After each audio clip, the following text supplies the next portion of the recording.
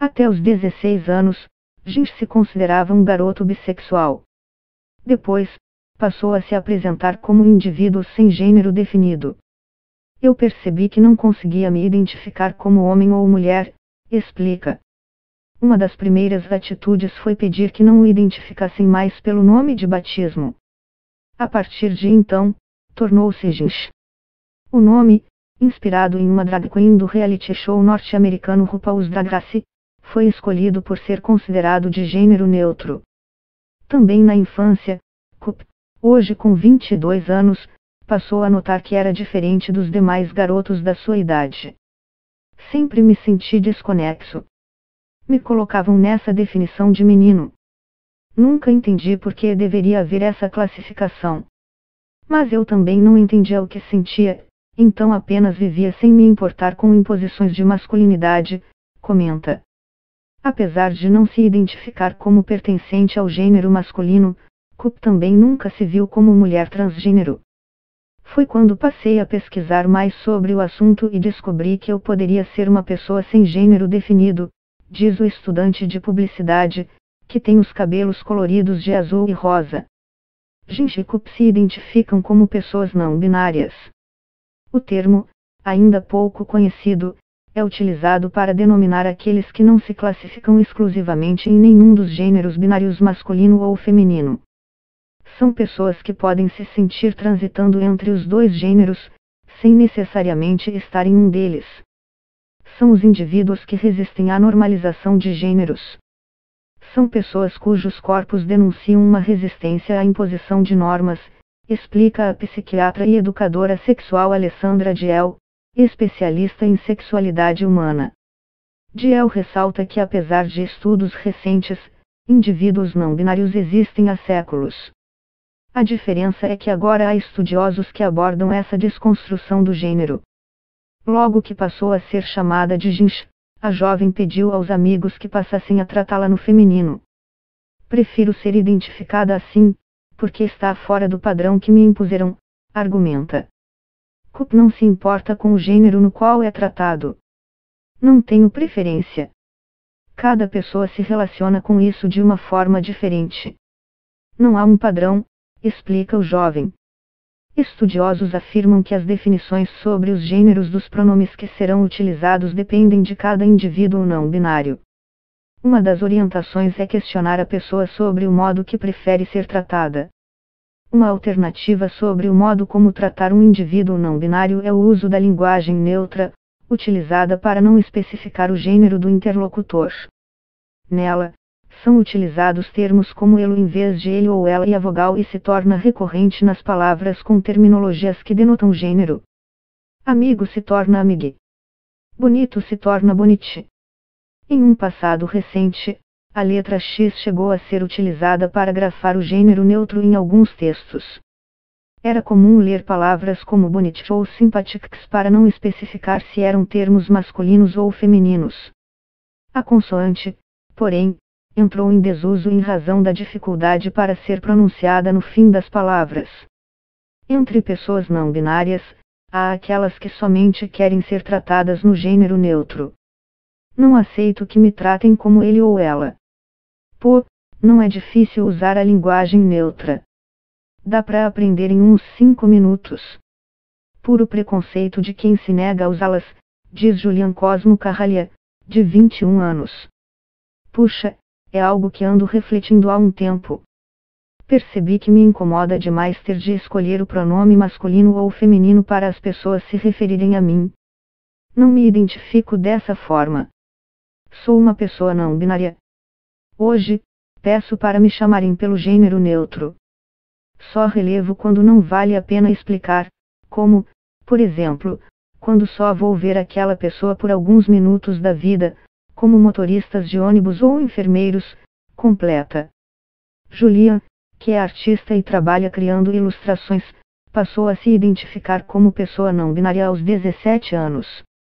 Quando conheci o assunto, vi que me encaixei naquilo.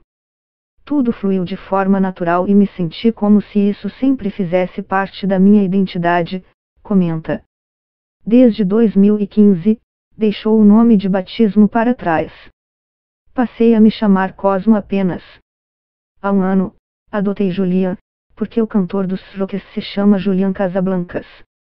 Eu tinha uma quedinha nele e sempre achei o nome belíssimo, diverti-se. Cup, Gente e Julian são nomes sociais. Nos documentos deles ainda constam informações com as quais foram identificados ao nascer. Cup, ao menos por hora, não pensa em mudar o nome com o qual foi registrado pelos pais. Peço apenas que as pessoas me chamem pelo nome social, que surgiu como um apelido, quando eu frequentava fóruns virtuais sobre ilustração. No futuro, Gente e Julian pensam em alterar os nomes. Em relação ao gênero que consta nos documentos, não cogitam mudanças. Não sinto vontade de alterar o gênero nos documentos, porque o masculino também não me representa. Se tivesse uma terceira opção, eu mudaria, comenta Julia. Em alguns lugares do mundo, os documentos possuem uma terceira alternativa para que o indivíduo se identifique, além de masculino ou feminino. Na Austrália, há o gênero neutro, adotado desde 2014. Na Alemanha também existe o terceiro gênero nos registros, conforme aprovado pelo governo alemão no fim do ano passado. No Brasil, ao menos por hora, não há discussão sobre o tema. Grande parte dos indivíduos não binários se identificam como transgêneros. Isso porque não se enquadram no gênero com o qual foram identificados ao nascer. Julia, Gente e Cup não fogem à regra. Uma pessoa trans é aquela que não se identifica 100% com o gênero que lhe foi imposto. Dentro disso existem as pessoas transbinárias, que se identificam como homens ou mulheres transgêneros, e as trans não binárias, que não se veem como homem ou mulher, diz Julia. Segundo Alessandra Diel, é importante levar em consideração que cada indivíduo não binário define sobre si. Na construção do gênero, quem se considera algo ou alguém deve ser a própria pessoa portadora daquela identidade. Por isso, é importante ter em mente sempre que esta identidade construída socialmente é atribuída pelo sujeito e não por terceiros, diz. O fato de a pessoa se considerar transgênero, conforme especialistas ouvidos pela reportagem, está ligado à forma como ela se identifica. Tal classificação não está ligada ao fato de a pessoa utilizar hormônios ou recorrer à cirurgia de redesignação sexual, a popular mudança de sexo. Cup não toma hormônios, nem cogita passar pela cirurgia de redesignação sexual. Gente pensa em utilizar bloqueadores de testosterona.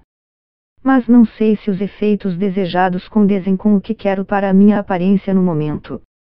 Já tive algumas experiências com hormônios, mas tive um problema no fígado e tive de parar de utilizá-los, pondera Gente. Já Julian toma testosterona há 1 ano e meio, em busca de uma aparência que considera mais masculina. Mas isso não me faz mais transgênero que aqueles que não tomam hormônio. Isso também não significa que me identifico como homem trans. É apenas uma escolha pessoal e estética, explica.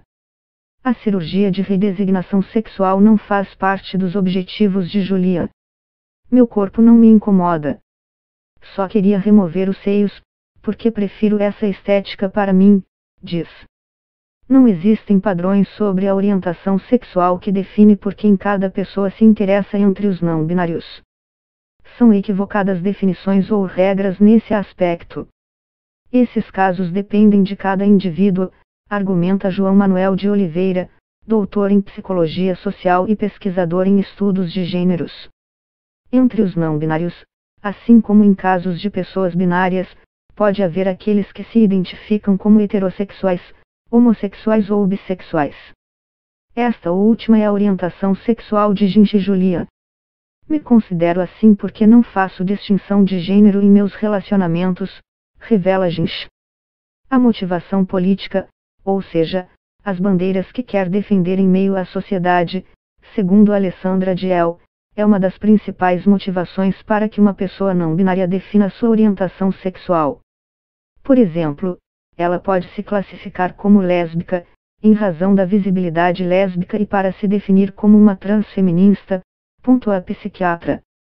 Alguns não binários se definem como assexual, característica que, conforme estudiosos, também pode ser considerada uma orientação sexual?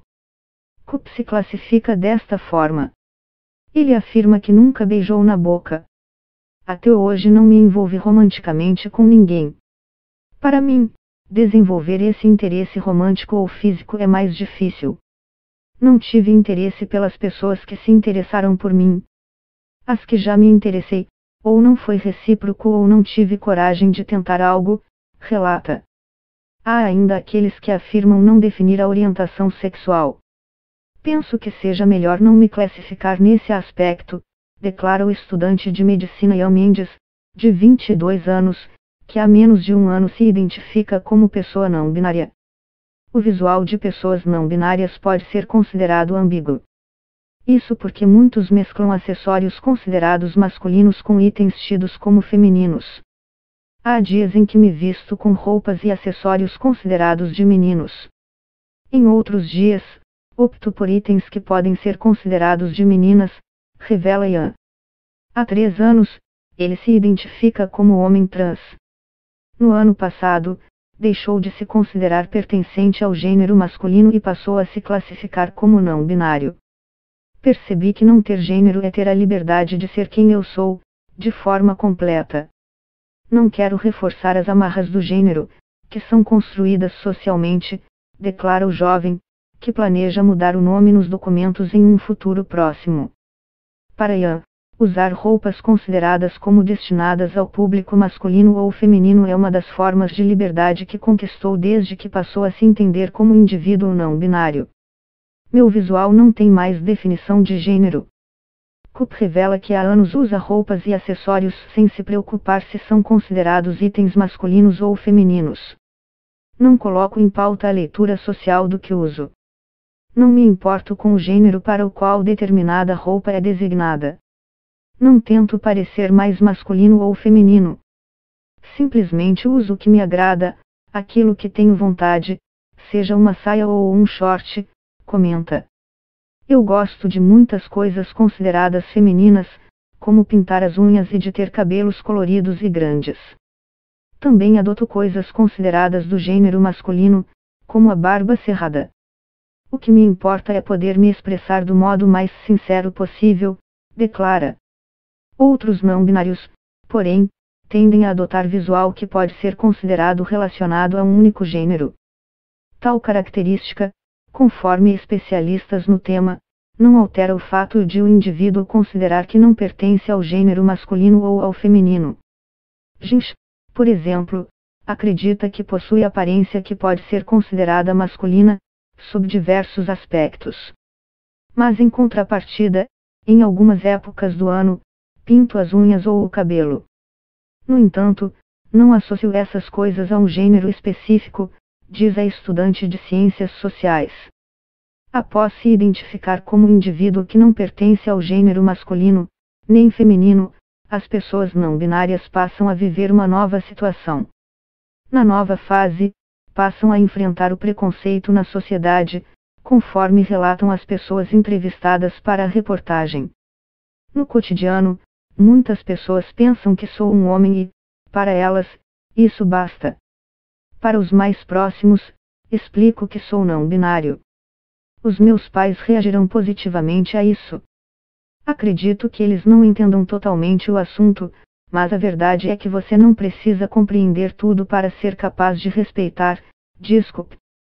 Para Ginch, a ausência de informações sobre o assunto faz com que as pessoas estranhem a existência de alguém que não pertença ao gênero masculino ou feminino.